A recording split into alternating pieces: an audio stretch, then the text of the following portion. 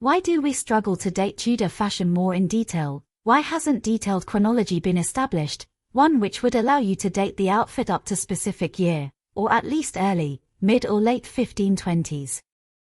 That was question I was asking myself years ago, seeing how Holbein's work was usually dated to his entire career in England, and I thought to myself, okay, if you can't tell from middle of his career, but surely you can at least figure out if it is from late 1520s, or early 1540s.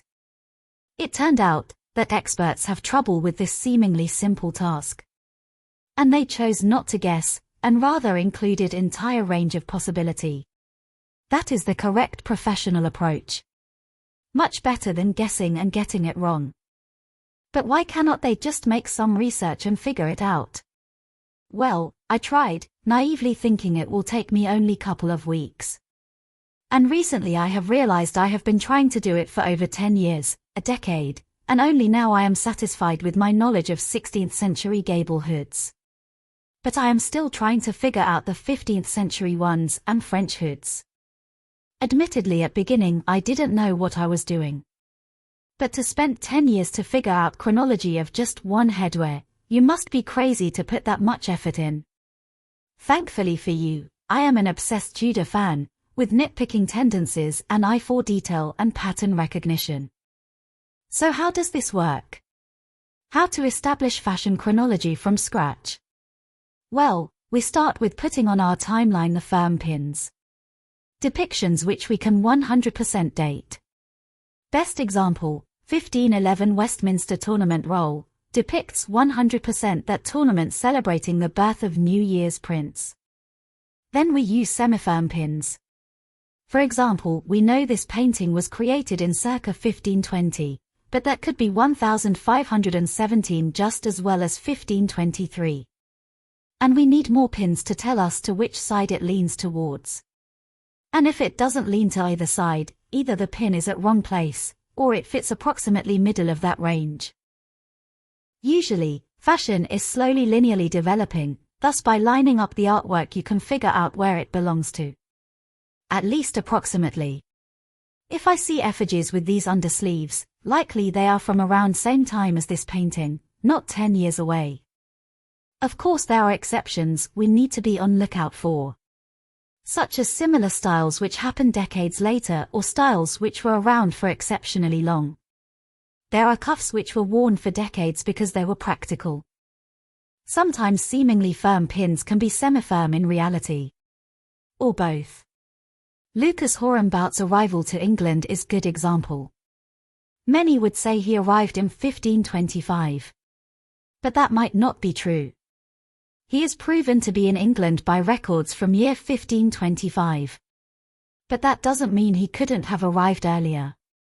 Thus 1525 is firm pin in aspect that by this point he was certainly in England, but semi-firm regarding his arrival.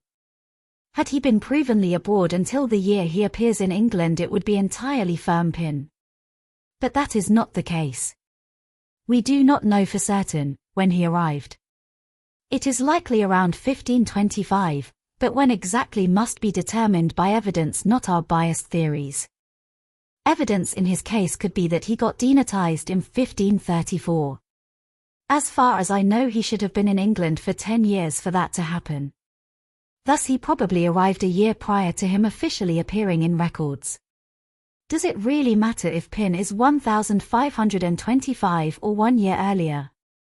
For fashion, it is not such big deal. But it can be crucial when it comes to identification.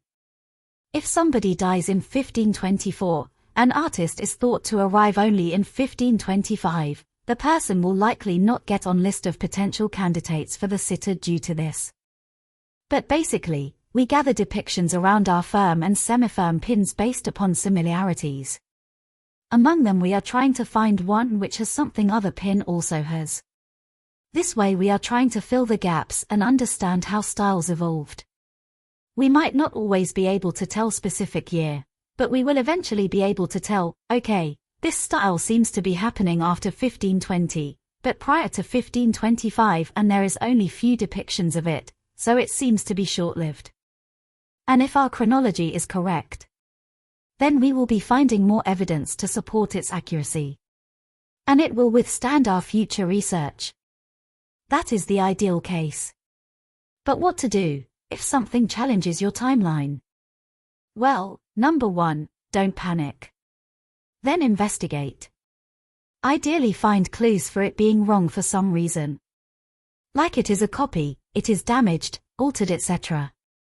If that fails, and dating and originality is proven or cannot be challenged, then we have to try to find logical explanation.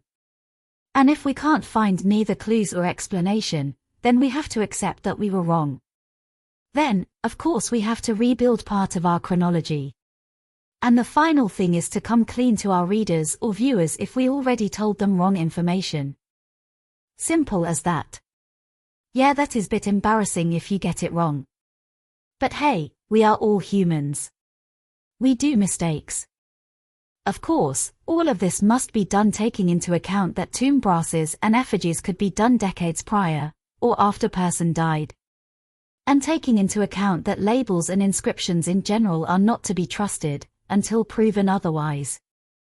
And also we have to understand that sometimes portraits are not dated based upon evidence but upon assumptions or bias.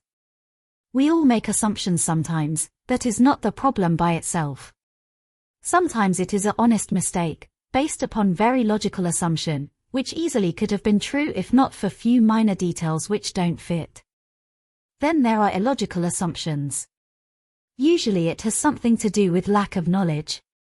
Of artist, of paintings, of the era, etc. For example, for Victorian woman black signifies mourning. But to date Tudor paintings solely upon woman wearing black is illogical because at the time among nobility it was popular color for everyday wear. And then we have cases where bias clouds the judgment. Usually person has theory of who the sitter is and willingly or subconsciously ignores the evidence saying otherwise.